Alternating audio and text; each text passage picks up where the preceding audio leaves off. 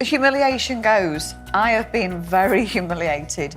I come on this show, I've done media because Charlie wanted me to do that and said he was non-violent, he was this, he's that. Within months, he's reoffended. Then he's reoffended again. Then he's reoffended again and again. Charles Bronson left behind more than just his iconic legacy. The legendary Hollywood actor, known for his timeless blockbuster films, continues to be cherished by fans around the world. Charlie Bronson had joined the show, and at that time, Charlie kind of had a notorious reputation as being a little... What year was this for Charles Bronson? 64. 64, okay. So this is before he became... Death Wish. Yes, it was before he became big movie star. But his legacy wasn't limited to the big screen. He also left a deeply personal gift to his children, one so meaningful it moved them to tears. What could he have possibly left behind? And what did his children make of it? Join us as we explore how Charles Bronson leaves behind a fortune that makes his family cry. A father's love. Charles Bronson had a soft spot for his daughter, Zuccheka Bronson, who he had with Jill Ireland, and they are out of line. Charles had a special spot for her, and he made it known with what he left behind for his daughter. Zuccheka can be said to be descended from Hollywood royalty, as her mother was the famous actress Jill Ireland, and her father the legendary actor Charles Bronson. This makes her a fascinating figure. But unlike her well-known parents, Zuccheka has made the decision to live a low-key life. In spite of her Hollywood origins, she has managed to maintain a relatively low profile. Finally, I found we had 2 months just before Christmas, about 2 years ago.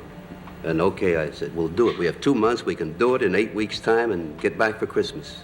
With the children and everything, it would be very nice. Living a secluded life, apart from her father's action-packed movies and her mother's acting and writing profession. Charles Bronson left behind a whopping $65 million inheritance when he passed away in 2004. Zuccheka inherited some of this fortune as one of his children, along with her father's highly valued horse property in Vermont. Charles Bronson had a deep love for horses, which he shared with his daughter. Zuccheka was well known for being a skilled horseback rider who had spent a large portion of her early years riding and taking care of the family's property. The Bronson family is claimed to have found comfort and relief from the demands of Hollywood at the horse ranch. Zuccheka's enduring ties to the ranch imply that, like her father, she cherishes the seclusion and peace it provides. Bronson had an incredible career, and that also meant he had core fans who loved him and his movies. Sometimes, these fans can take their love for their favorite actors a bit too far. What was Bronson's experience with a superfan? Ultimate fan love. The whole world was left shocked when a woman left an estate worth about $300,000 to the macho movie star, whom she never even met. Her family, deciding they were not going to accept her wish, waged a legal battle to get back the money, which the super-rich Bronson didn't intend to keep in the first place. Bronson's spokeswoman, Lori Jonas, noted that he was going to give it all to charity. The strange situation stems from the last will and testament that Knauer scribbled on a list of emergency phone numbers before she died in December 1997. According to the last will and testament that she left behind, under no circumstance was her mother, Helen, to inherit anything from her, including blood, body parts, or financial assets, the 56-year-old woman wrote. She also noted that she bequeathed to Charles Bronson, the talented character actor, and what he didn't want could pass through to the Louisville Free Public Library. The estate was in probate. Bronson reportedly received half of Knauer's money, but whether he can keep it is still up in the air. Every studio, every distributor in the country wanted the picture.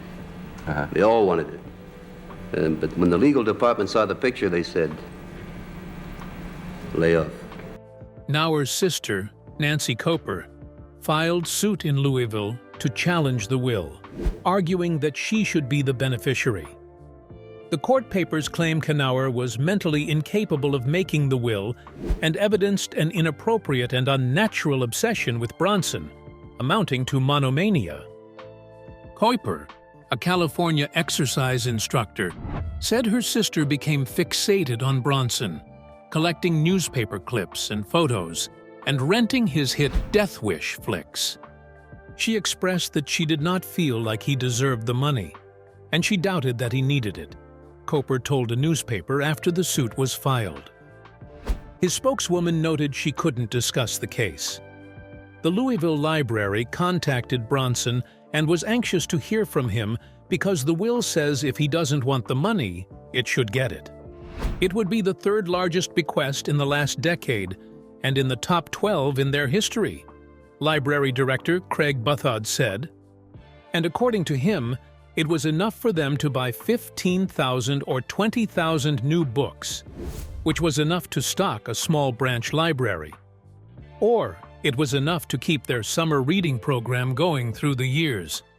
Buthod said Knauer, a retired chemist, was a regular library user, but her contact with the staff was apparently limited to the checkout desk.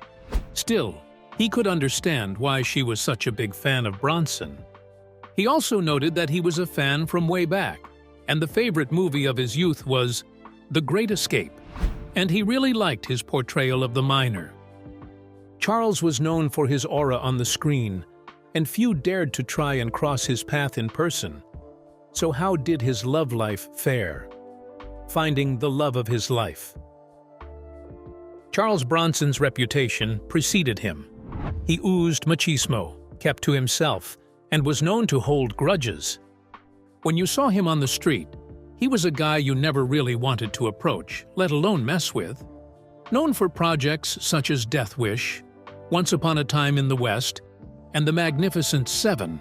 Charlie, as you actually, when you began, you were playing under your real name. And a lot of actors have changed names before they got into the business. But you must have at some point decided that you needed to change your name. Did it really help? Bronson was a burly man whose stare felt like knives piercing through your very soul. Despite this less-than-stellar reputation as an embittered actor who never really cared for his co-stars, Bronson had an apparent soft spot, which was fortunately discovered by Jill Ireland. It was the early 60s, nearing the end of the golden age of Hollywood, and Charles Bronson was still married to Harriet Tendler. According to the book Charlie and Me, the duo met each other in a Philadelphia acting school and were part of two completely different worlds. She was 18 and he was 26. Tendler was the daughter of a successful dairy farmer, while Bronson was part of an impoverished family barely making ends meet. This fairy tale meetup became a friendship and soon blossomed into something more. Harriet supported both of them while they were still struggling actors, hoping to get that ever-elusive big acting break. Slowly but surely, opportunities came for Bronson, and when producers for John Sturges' The Great Escape came calling, he was more than willing to take the next step in his career. Unfortunately for Tendler, though, this was the beginning of the end of their relationship. Bronson had the pleasure of having established co-stars on the set such as Steve McQueen, James Garner, James Coburn, and Richard Attenborough. However, the sweetest pleasure was to come from David McCallum when he brought his wife Jill to visit the production. Bronson reportedly mentioned to McCallum that he was going to steal his wife, which reasonably left the Scottish actor incensed. True to his word, the inevitable occurred. Bronson and Tendler separated in 1965, and McCallum and Ireland split up in 1967. In 1968, Charles Bronson and Jill Ireland tied the knot. Despite the unpleasant circumstances, Bronson and McCallum had mended fences and settled things amicably. The rest, as they say, is history. And the love story was the beginning of a relationship that was both romantic and productive. Charles Bronson and Jill Ireland's relationship not only sprouted love all around, but it became the start of a partnership that would span over 16 films. Bronson now had a name in the business, and made sure that Ireland would almost always play his leading lady, or any derivative part, in his prospective works. Jill wasn't anywhere near the status of her now famous husband, but Bronson ensured to give her multiple opportunities. From bit parts in movies, such as playing Robert Mitchum's restaurant date in Buzz Kulik's Villa Rides. She used everything that worked. And, you know, she's the wife of Charles Bronson, the movie star. Right. And she has a big family and a lot of things to live for, and a good career. To portraying Maria Reina Valachi in Terence Young's The Valachi Papers. To her final role in Peter Hunt's assassination, Ireland made sure to make the most out of every chance. Out of all of their films together, perhaps the shining testament to their love is Frank D. Gilroy's From Noon Till 3. Usually, Bronson takes the entirety of the screen time, and Ireland was merely a damsel in distress, an extra, or a femme fatale that would slightly alter the protagonist's direction. In this Western romantic comedy, however, Ireland's Amanda is the soul of the narrative, bringing life to an objectively mediocre film. One could surmise that this role was sort of a gift from Bronson to his wife, allowing her to show her acting chops from a different vantage point. Ireland's portrayal is also reflective of her role in their marriage. She was the soul that uncovered an idyllic layer of the oft-misunderstood Bronson and was the shining light to his life that had many tribulations to overcome. The pictures certainly benefited from her astounding beauty and endearing spirit. Bronson and Ireland were on top of the world, to say the least. The pair were one of Hollywood's biggest power couples, and their drawing power was steadily increasing as each movie rolled on until sad news suddenly hit them. In 1984, Jill Ireland was diagnosed with breast cancer. Ireland fought bravely against the disease for 6 years and wrote 2 books that told her story, namely Life Wish, a personal story of survival and lifeline, My Fight to Save My Family. For her brave efforts in fighting cancer, Ireland was also subsequently awarded the American Cancer Society's Courage Award by President Ronald Reagan. Unfortunately, she succumbed to the deadly illness in 1990 at their home in Malibu. A sorrowful Bronson was beside her when she passed. Charles was never the same after her death. He later married singer Kim Weeks in 1998, but Ireland was always in his heart. To commemorate his late wife, he had a custom-built cane that was hollow, where the ashes of his late wife were securely placed. This walking stick was reportedly used until he died in 2003 from pneumonia. The cane was subsequently buried with him in his grave in Vermont. Despite being a Hollywood star, Charles Bronson's life wasn't exactly easy. He had to endure several tough occupations, including as a coal miner and a B-29 gunner in World War II. While he received his biggest break in the world of movies, it was his discovery of Jill Ireland that ultimately changed his life. It is simply fascinating to see Charles Bronson fall so madly in love with another person. Simply put, it was quite uncharacteristic of the actor to show any bit of emotion, but even the toughest fall to the feeling of romance. Jill Ireland is blonde. She's beautiful. She's a Hollywood actress. For 20 years, she's been married to movie star Charles Bronson. She and Charles have a great love, a great marriage. Jill Ireland's beauty and spirit were apparently too much for him to handle. He let his guard down and got a loving life partner in return. The multitude of films they have done together stands as a memento of one of the most cinematic relationships Hollywood has ever known. Charles Bronson cast a huge shadow on Hollywood, and his demise was felt in the movie industry. How would being a Charles Bronson look-alike in the industry be a blessing? Charles Bronson incarnated. Known by fans through 3 names, Bronzi, the Bronze, and Robert Bronzarelli. One man has managed to have cinephiles do double takes for years, all because he shares a face with the late, great Charles Bronson. The actor, whose real name is Robert Kovach, rose to fame, so to speak, from a very humble background. The son of a coal miner, Kovach was born outside of Budapest in 1956.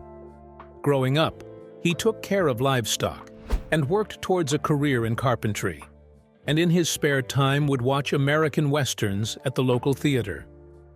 When a close friend noted that Bronzi had an uncanny resemblance to Bronson, Kovach went all in to become Robert Bronzi, styling his hair and growing a mustache like the famed actor, completing the look. He took acting classes, and when he didn't get his money back on those classes, he began working in Wild West shows, where he further developed his writing skills alongside learning how to perform stunt work. So this director walks into a Spanish bar. No, it's not a joke, it's real. Director René Perez walks into a bar in Spain and sees a photo of Charles Bronson on the wall. Unable to place which film the photo was from, he asked the bartender, who said that was Bronzi. Perez was intrigued and met with Bronzi to float the idea of building entire movies centered on Bronzi playing Bronson-like characters. It turns out that Bronzi had already been working as a Charles Bronson impersonator for kids' parties and events, so he was up for the challenge. Before we get too far ahead in the Bronzinator's ascent in some C movies, let's flesh out Perez's idea a bit more. As it is known, Perez deals in direct-to-video releases, and getting any recognizable face attached to your film is gold.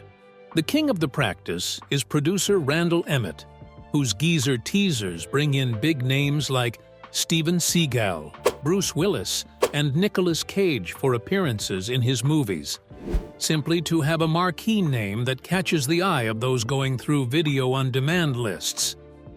But in the absence of Bronson, Perez brought in the next best thing with Bronzi. I found Bronzi in a little western town in Spain. I was there filming another completely different TV show for the Spanish government, and I couldn't help but notice how much this man looked like Bronson. As his geezer star face for Bronson-like characters. For reference, think less. The Magnificent Seven or Once Upon a Time in the West, and More Family of Cops 3, Under Suspicion or Death. Wish, 25, Seriously Wishing for Death. Here, Kill Me Already. Perez flew Bronzi from Spain to America for his first film, 2017's From Hell to the Wild West, playing a man on the hunt for a psychotic killer in the American frontier who might just be Jack the Ripper.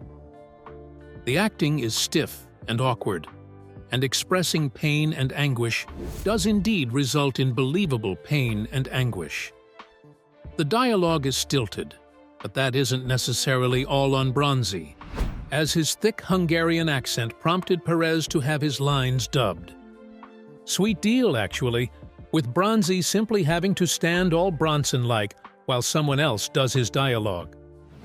Perez and Bronzi worked on 3 more films together: 2018's Death Kiss, 2019's Once Upon a Time in Deadwood, and Cry Havoc in 2020. Death Kiss earns bonus points for being perhaps the most Bronson-like of the Bronson-like films, where a vigilante with a mysterious past protects and saves a young mom and her child. So pseudo-Death Wish, but with a great tagline in Justice Has a Familiar Face, which is quite clever. And to top it off, Daniel Baldwin, as if you weren't already stoked beyond belief about the film, stars as well. It takes adversity to make a man great, and Charles Bronson had his fair share of those. What shaped him to become the man he was? And how did it shape his career? Adversity makes man. Before becoming the symbol of silent machismo, Charles Bronson was Charles Dennis Buczynski, born in 1921 to an extremely impoverished family. He was the 11th of 15 children, raised by Roman Catholic parents Walter Buczynski and Lipka Tatar in the coal region of Pennsylvania. He grew up in confusion about his feelings for his father, not knowing whether he loved him or hated him. All he could remember were the vivid memories of his siblings hiding underneath their beds whenever their mother announced he was coming home. When his father died in 1933, he worked in the mines to support his ailing family. They were so poor that he even had to wear his sister's hand-me-downs, and they had to shave their heads to avoid lice. For each ton of coal, he earned a measly $1. Having a lot of siblings to help fend for, the young Charles experienced hardships and dangerous conditions in the mines that shouldn't even be thought of by a child. I love a Charles Bronson impression. I really Well, do. It's Hank Azaria's impression. Yes. I do Hank Azaria's Charles Bronson, which I can't do, but Their family suffered hunger during the times of the Great Depression, which surely planted the seeds inside the man who vowed to never feel this way again. The end of the Great Depression crossed paths with the beginning of the world's deadliest conflict, World War II. Bronson was drafted to the United States Army Air Force in 1943, where he displayed tremendous courage and valor. Fighting for his country as a B-29 aerial gunner, Bronson flew 25 missions and received a Purple Heart for his service. As strange as it may sound, serving in the forces must have been a welcome change for Bronson. At least he had meals on hand, and he achieved glory in his courageous occupation, rather than being stuck in mines deep beneath American soil. These events only hardened Bronson and would soon reverberate into his signature acting style. After the war, Bronson eventually found his way into acting. He was hired to paint scenery for a Philadelphia theater group, which led to him being cast in bit parts. As he began to pile up the roles, the attention paid to his talent also grew. His first big break came in 1960, when he was cast as Bernardo O'Reilly in John Sturges' The Magnificent Seven, a remake of Akira Kurosawa's Seven Samurai. The acclaimed film opened doors for him and eventually landed him in movies such as The Great Escape, The Battle of the Bulge, The Dirty Dozen, and Sergio Leone's Once Upon a Time in the West. His rise to stardom was all due to his innate charisma. Seamlessly, this entire aggravated persona transitioned into the Charles Bronson brand of acting. Objectively speaking, he was no Marlon Brando. In his own words, he was only a product like a cake of soap to be sold as well as possible. What do you make of Charles Bronson leaving a chunk for Zuleika? And what do you think about Hanauer's actions? Share your thoughts with us in the comment section. Remember to like, share, and subscribe for more. Also, click the next video showing on your screen. You will enjoy it.